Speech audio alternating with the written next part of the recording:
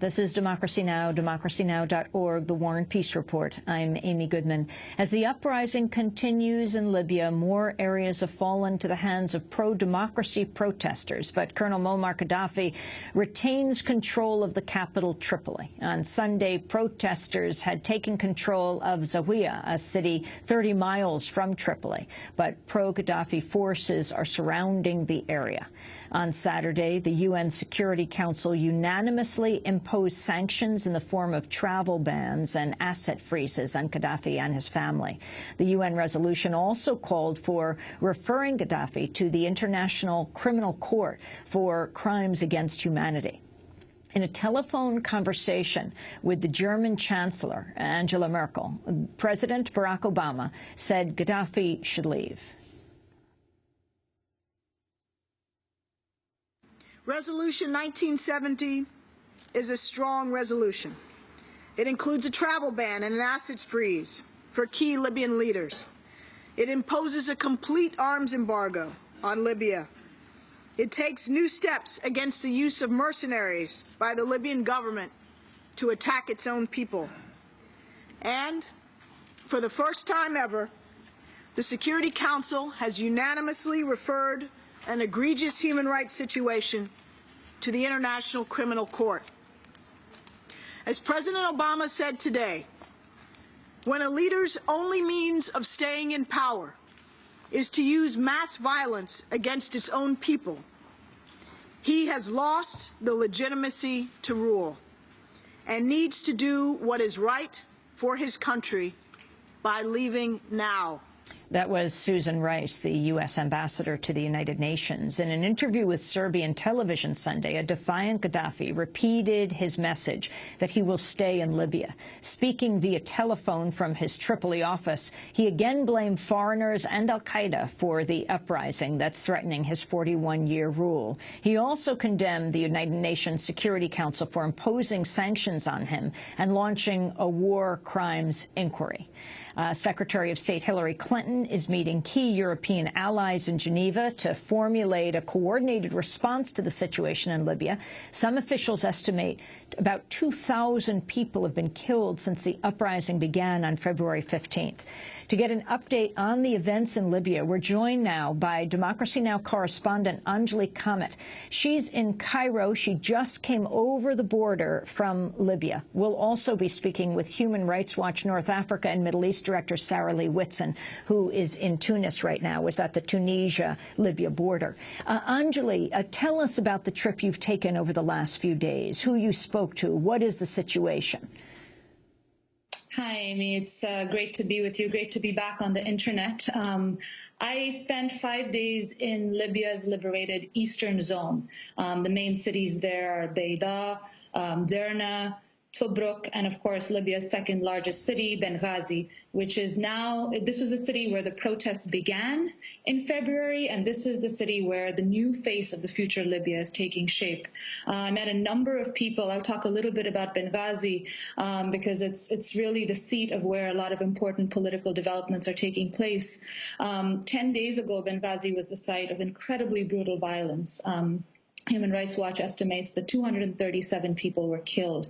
Several people we spoke to had witnessed very, very brutal street battles with mercenaries and members of Gaddafi's battalions attacking protesters armed with just rocks and stones to defend themselves. Today, the city is transformed, and everywhere there's graffiti with asking people to take care of their city and to try and build a new Libya.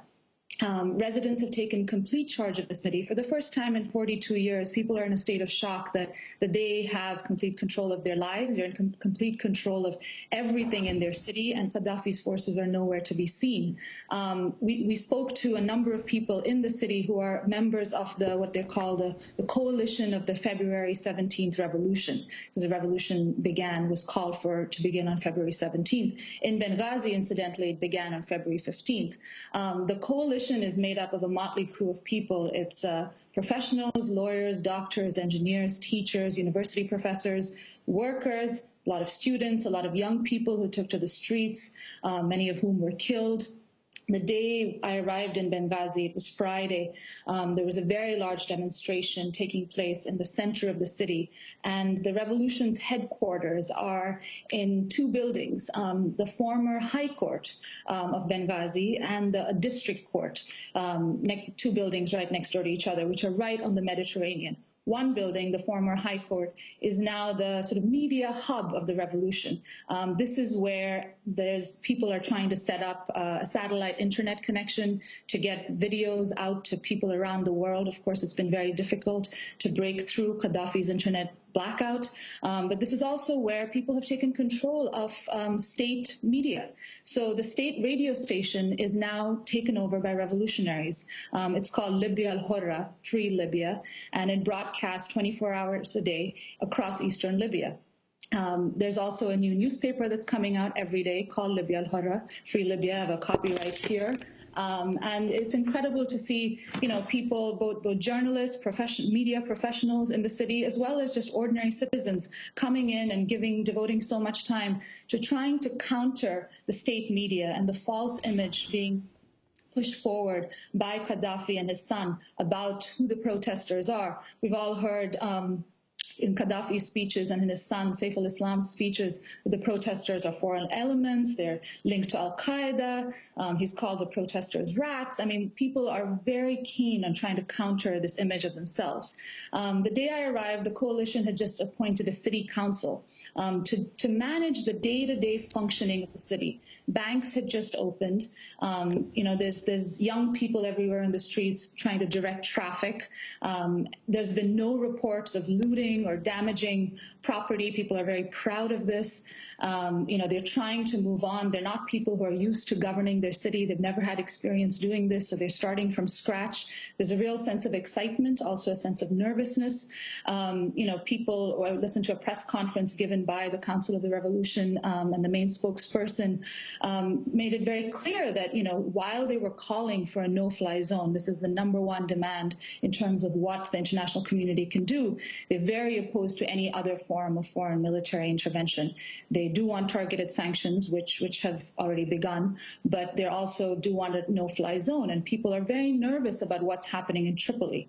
And on the one hand, if you look at a map of Libya, you see that really Gaddafi's forces, it's almost like a noose around Tripoli. Tripoli and Sirte are really the only two places that are still in complete control, that Gaddafi still has complete control over. The rest of the country is increasingly under rebel forces, rebel command. So on one hand, that's very encouraging for people that we spoke to in Benghazi, but of course people are still nervous. They're worried that there might be a counterattack, and there's a sense that Gaddafi can do anything to people, and there's a real sense of fear, but I think people are also trying to see what they can do to manage their city and to also support their friends and families in Tripoli who are now continue to be under siege.